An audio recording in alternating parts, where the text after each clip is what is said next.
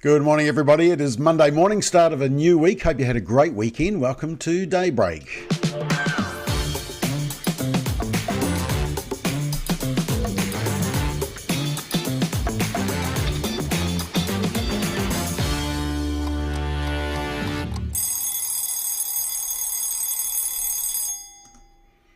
Here we go, start of a new week. Hope you had a great weekend. It is the, the 26th of May, just about into winter, which is a bit of a scary thought, isn't it? All right, let's check out some of the stories. Actually, just about into winter, March, April, May, June. Yeah, June the 1st, winter. Okay, just making sure I got my facts right there.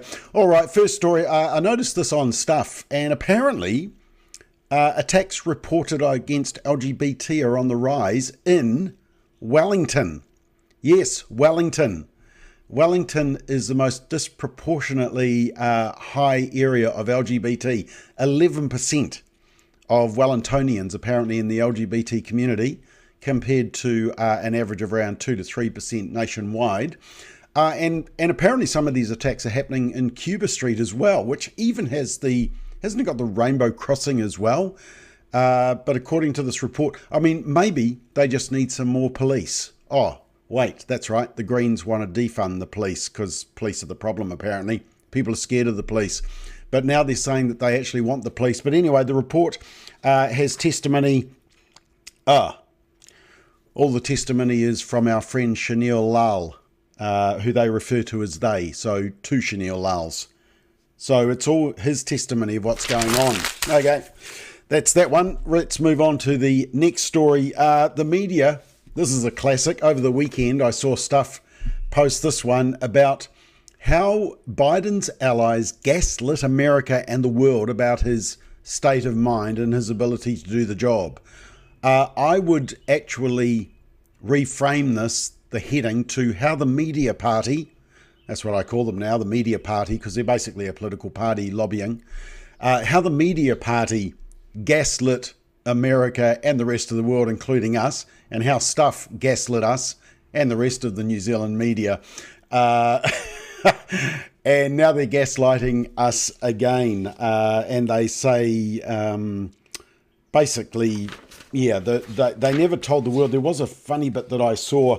The reason it's come out is because a CNN presenter by the name of Jake Tapper, he has written a book, Original Sin, and apparently it's about the fact that he reckons that Biden gaslit the world and Biden's allies. But of course, we all know that it was the media who actually did it.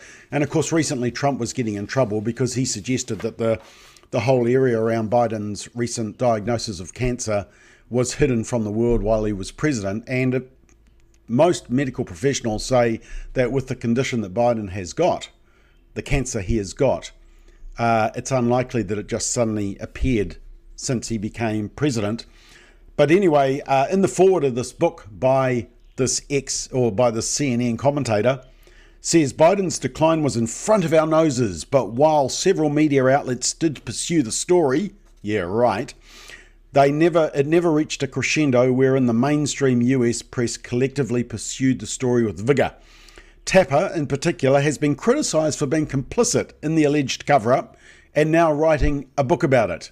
Well, that is true. That is called the ultimate gaslighting. And just to prove it, I've got this little video clip. So the guy talking in this video clip is Jake Tapper from CNN.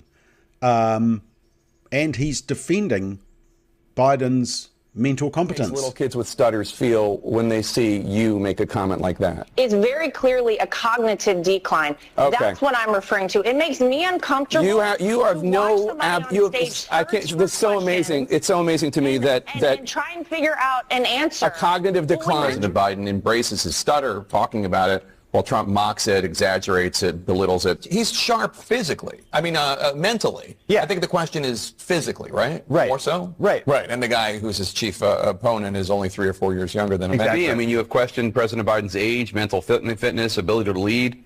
Of those supporting Biden, you said, quote, shame on all of you pretending everything is okay. You're leading us and him into a disaster. Do you worry that you damaged him at all? I don't doubt that you got hugs and handshakes behind closed doors today, and maybe even publicly, some of them because they like you personally.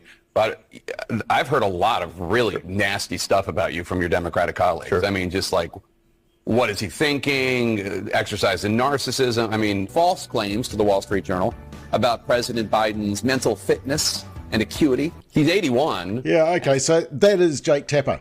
And now he's written a book saying, actually, it was the allies of Biden that gaslit the world, not him, not the media party. So once again, some interesting hypocrisy coming out of the media party. Another interesting story I saw over the weekend is that the Democrat Party in the US, I know this is a bit of a US focus, but it is parties on the left, which of course, I mean, CNN, remember, they broadcast into New Zealand. All our mainstream media uses CNN for reports.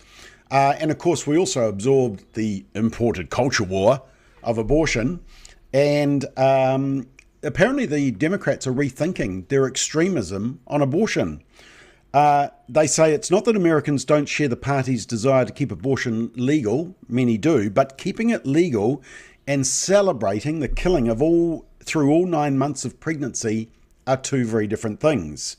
Maybe in Kamala Harris, the nation finally realised that Democrats weren't just defending abortion, they were reveling in it. What others approached with sombre and appropriate seriousness, their standard bearers gleefully embraced as another right of womanhood. And yeah, apparently it's got the Democrats thinking that maybe they went too extreme on abortion. They're exactly right, and it's exactly what the polling in New Zealand shows as well. That people may say, okay, they support abortion per se, but they actually want very severe restrictions on it. We actually did some polling on this when the radical abortion law was being pushed through by Jacinda Ardern. And we didn't tell them that the current restriction on abortion was 20 weeks, which it was under the old abortion law. Now, of course, it's up to 40 weeks with 2 ticks from 2 abortionists. So it's not really even a check. But we didn't tell, the pollsters didn't tell the people they were surveying through this independent professional polling company what the limit was. And they said, what do you think the limit should be? Now, the law was 20 weeks. Do you know what it was? It was around 13 weeks, end of the first trimester. So actually, even pro-abortion people are very conservative on abortion. But the Democrats, of course, were very extreme. The Greens and Labour are very extreme in New Zealand. ACT are extreme as well. And unfortunately, there's too many in National that don't have a backbone on this issue. And that's reflected in this new report, which I've got a McBlog coming out today, a new report from the Ministry of Health, where they're concerned, believe it or not, about abortion stigma. So watch for that to drop. And this Ministry of Health document basically celebrates the fact that we are increasing accessibility to abortion and that the number of abortions have increased. Oh, by the way, the number of late-term abortions has increased as well. Increased 67% over a 2-year period, 2021 to 2023. That's how sick our Ministry of Health is. So watch for that McBlog to drop later on today. Interesting study has just come out. It's a very thorough review. It's not done by Christians or far-right groups. It's done by scholars at the University of Texas at Austin, University of Maryland, and the US Census Bureau. They analysed data of over 5 million children to see what effect divorce has on family arrangements and children's long-term outcomes. Well, nobody is surprised probably by the findings. They say we estimate the effect of divorce on child outcomes, including on adult earnings, teen birth, mortality, college residency, and ending up in prison. Our event studies show that divorce represents a significant turning point in children's outcomes, and our sibling comparisons show that longer exposure to divorce has a lasting impact into adulthood. And what do they say? Oh, just the final commentary is simply this. Data like this further documents why it is so important that churches and paraministries like Focus on the Family, clinicians, extended families do all they can to help married couples in crisis gain access to marriage-saving insights and resources so that everyone can avoid the measurable damage divorce brings to the lives of children, their parents, and society at large. It's a massive study. probably doesn't tell us anything we don't know, but it's important for us to be reminded of how we need to help support and strengthen marriages for the sake of the kids as well as the adults. Sweden, you've probably heard of the Nordic model when it comes to prostitution. It's where you don't prosecute the prostitute because generally they're vulnerable, they're exploited, they're subject to sexual assaults and abuse. You go after the demand, the buyer. And that's what Sweden has done. They have criminalised the purchasing of sex, and they're soon going to ban paid live-streamed sexual content online, like OnlyFans, and starting July the 1st. Apparently it's illegal, and it criminalises the buyers, not the actual sellers. Of course, continued good trend, not only in reality prostitutes on the street, but also online as well, and sexual exploitation and trafficking. New Zealand, of course, has a law that basically just rewarded pimps. That's what the decriminalisation of prostitution did in New Zealand, has done nothing for the safety of prostitutes. In fact, our research revealed that you are more likely to be sexually assaulted as a so-called sex worker than any other industry. If the amount of sex assaults happened in any other industry, that industry would be shut down. But, of course, not the prostitution industry, because our government, for some reason, wanted to reward pimps. This story, the World Council of Churches has published a handbook encouraging lawsuits against financial institutions. It accuses of fueling climate change, and it argues that Christians should be actively involved in radical climate activism. It actually comes as a lot of companies are backing away from the whole climate alarmism and actually realizes that fossil fuels are actually quite important and necessary, especially in some countries, some of the poorer countries as well. But this commentary says, while the Christian group uses Bible verses to defend many of its positions on climate justice, the organisation takes a much less definitive tact on issues of unborn life and biblical views of sexuality. For example, a resource from the World Council of Churches on love, justice and reproductive health, aka abortion, seems to endorse abortion when it wrote, quote, almost 1/3 of maternal deaths could be averted if all women wishing to avoid pregnancy could access modern methods of contraception, safe abortions. Yeah, safe abortions. They use those two words together. This is the World Council of Churches. And safe post-abortion care. Another resource on sexuality says that the United Church of Canada's commitment to inclusion requires the acceptance of ministers and clergy who are gay, lesbians, or transgendered persons. And apparently the World Council of Churches gets a lot of government funding as well, so they are compromised. Two good stories to end. Well, it's on a sad event though. This is Mel Jeffries from Australia, a detransitioner. Previously identified as non-binary and transgender, she is suing the doctors who left her with irreversible physical harm and severe psychological trauma. Basically, they failed to follow standards. She turned up, she said she was transgender, wanted a mastectomy, her breasts cut off.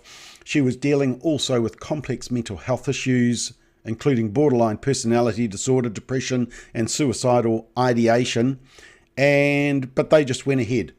Despite all this mental anguish, they went ahead and she had the mastectomy, and it contributed to post-traumatic stress disorder and alcohol misuse. Of course, that's what the studies show, is that people say that you've got to endorse the transgender desires because that will improve their mental health, but the research shows that it doesn't.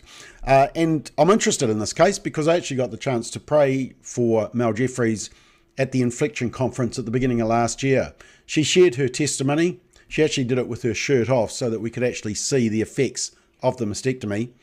And while she was speaking, I just felt the prompting to go up and pray for her because she was just talking about the little self-worth that she had. And so we just reminded her of who she was as a child of God. And my understanding is that a couple of weeks after that, she actually got baptized. So that is Mel Jeffries. We'll watch that one with interest. And one other story for you.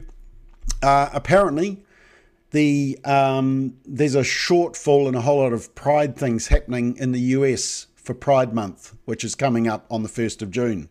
Yes, apparently it's a national trend across the US. Pride festivals have seen financial strains as corporations reconsider public partnerships. They say the reassessment is partly driven by recent tariffs and a political climate that has grown hostile towards diversity, equity and inclusion. Yeah, well, the first part of that, the tariffs, is a load of bollocks. It's all about the rejection of DEI. People are sick of it. People are sick of wokeness. And companies are going away from the whole woke thing. MasterCard, PepsiCo, Nissan, PwC, Garnier, Sky Vodka, Target, MasterCard. They've either withdrawn or they've given a little bit of money but don't want to be associated with it. It's a very good trend that is happening, and it's the defunding of this whole radical extreme sexuality and gender confusion being displayed in front of children and on public streets. All right, I think that is it tonight. Here we go. We're going Rodney, Mel, Bruce and Simon, so that will be fun, and we will be discussing this instance of the guy that abused Winston Peters at a political event, and he was wearing his work lanyard, and the question is, should he be sacked because of abusing the Deputy Prime Minister? So we'll ask that question, or is that free speech? We're also going to talk about, should we drop the retirement age? I might put that one to Bruce first, because he's got the least to lose. He's enjoyed his pension fund, so I'll put that to him. He'll accuse me of ageism for saying that. All right, let's just quickly. Gosh, a lot of comments today. John says, in relation to the whole Wellington thing, straight people get attacked as well. That's right. It's a crime issue and a safety issue. Dee Dee says, re Biden, did we need to be told what was so evident? Discernment 101. Dean said, they didn't have strip clubs when I lived in Sweden. I didn't know what to do on a Saturday night. Well, you probably had a proper life, Dean, so congratulations. Simply Green says, responsibility is female kryptonite. Yes, taking responsibility. And let's just check. Trish says, modern child sacrifice. That's referring to the abortion policy. Kathleen says, in Canada there are no restrictions up to birth for abortion. That's true. In New Zealand it's the double tick from two abortionists, so it's basically on demand up to birth. That's why we've seen the increase. Alex is loving the segment. Thank you, Alex. Good to have at least one fan. And Trisha's looking forward to seeing us tonight. Well, we're looking forward to seeing you as well. All right, that's all we've got time for. You have a great Monday. See you tonight at Straight Talk at 8 o'clock, and Simon will be back tomorrow morning at 7:30 at this time for Solid Ground to do some more in-depth analysis, because he's far brighter than I am. Anyway, have a great day.